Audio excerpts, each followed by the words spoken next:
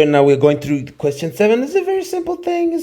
We're doing the very same thing we've been doing, right? So let's convert the following to degrees. What do? Write the relationship. Pi rad is equal to 180 degrees. So what are we going to do? Let's do what we do. So we have 2 pi over 3 rad. What are we going to do? We divide by what we have. And remember, we multiply by it. It's going to be a fraction. And in the bottom of that fraction is what we have, pi rad, okay? And at the top, we put what we don't have, 180 degrees. You understand? So now we can be able to get that. So what's going to happen is just the pi rad cancels with the pi rad. And we'll end up having 2 over 3 times 180 degrees, which is going to be 180 times 2. So it's going to be 360 over 3.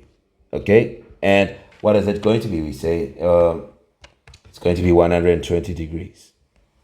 Right, this is going to be it. This is going to be it. Now let's see B. We have 5 pi over 18 rad times, what are we going to do? In the denominator, we put rad again, pi rad. At the top, we put 180. So pi rad, close. This is 120. This is going to be 5 over 18 times 180 degrees.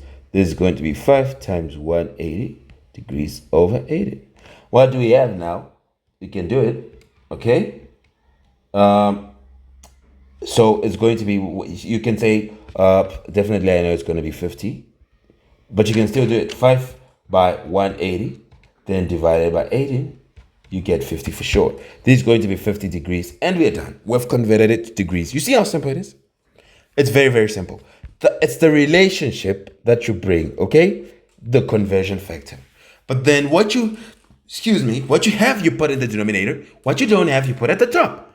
What you have, put in the denominator so that it cancels. Then what you don't have, put at the top. This is what you need, and this is going to be the end for question 7. Goodbye for now.